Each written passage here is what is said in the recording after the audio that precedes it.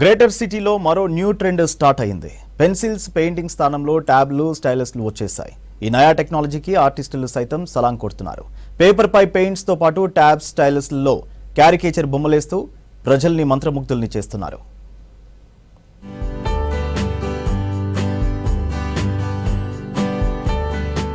Hyderabad కళాభిమానులకు digital caricature art మరో కొత్త ఆకర్షణగా మారింది.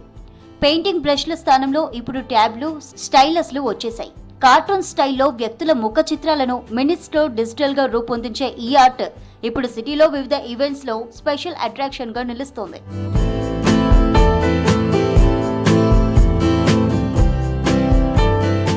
ఇంట్లో ఏదైనా ఫంక్షన్ అయితే వచ్చిన అతిథులకు రిటర్న్ గిఫ్ట్లు ఇస్తుంటారు.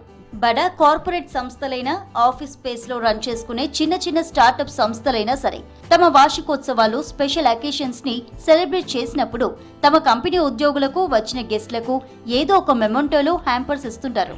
ఇప్పుడు వీటి ప్లేస్ లో డిజిటల్ క్యారికేషన్ లైవ్ ఆర్ట్స్ ని పెడుతున్నారు.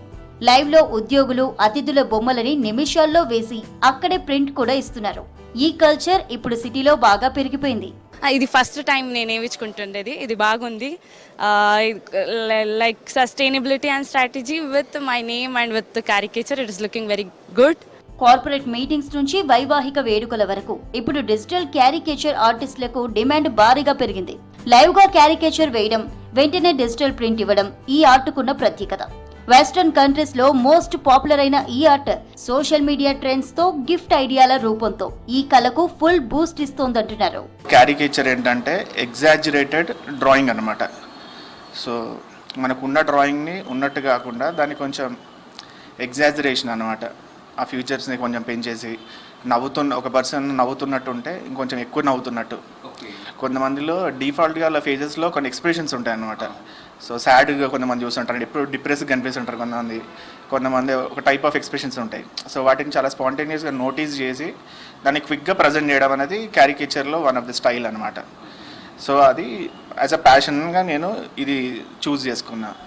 ఒకప్పుడు సడన్ గా కనిపించే వీధి కార్టూనిస్టులు ఇప్పుడు ప్రొఫెషనల్ డిజిటల్ క్యారికేచర్ ఆర్టిస్టులుగా మారిపోతున్నారు. యువతలో ఈ ఫీల్డ్ పై ఆసక్తి పెరగడంతో ప్రత్యేక వర్క్ షాప్లు, ట్రైనింగ్ ప్రోగ్రామ్స్ కూడా హైదరాబాద్ లో అందుబాటులో ఉన్నాయి. ప్రొఫెషనల్ ఆర్టిస్టులు కూడా దీనికున్న డిమాండ్ ని దృష్టిలో పెట్టుకుని డిజిటల్ క్యారికేచర్ ఆర్టిస్టులుగా మారుతున్నారు. డైలీ లైఫ్లో పార్ట్ అయిన రొటీన్ ఏంటంటే జనరల్ ఈవెంట్స్ అనమాట. ప్రైవేట్ ఈవెంట్స్ లైక్ బర్త్డేస్ అయినా లేకపోతే private events, any kind of events అనమాట. సో వాళ్ళు one of the engaging activity లాగా క్యారికేచర్ అనేది ట్రెండింగ్లోకి వచ్చేసింది లాస్ట్ 5 years నుంచి. అండ్ లాస్ట్ 2 years నుంచి due to Instagram and Facebook వీటి వల్ల సో దీన్ని ఎంజాయ్ చేయడం స్టార్ట్ చేశారు పబ్లిక్ అనే వాళ్ళు. సో ఇది మెయిన్గా ఇందులో. ఇంకా అదర్ సెగ్మెంట్స్ ఏంటంటే corporates, business people, conferences, summits. So different ఆస్పెక్ట్స్లో ఏంటంటే సో ఈ ఆర్ట్కి వాల్యూ ఇవ్వడానికి అక్కడ ఒక ఛాన్స్ దొరికింది అనమాట. ఐదర్ మీరు ఒక ఇన్స్టెంట్ ఫోటో జస్ట్ ప్రింట్ చేసి ఇచ్చేదానికంటే ఒక ఆర్టిస్ట్ మీకు లైవ్లో డ్రా చేసి సో అదొక టోకెన్ ఆఫ్ గిఫ్ట్ లాగా వాళ్ళకి ఇస్తున్నారు. వాళ్ళు కూడా ఆర్టిస్ట్ని మమ్మల్ని అప్రిషియేట్ చేస్తున్నారు.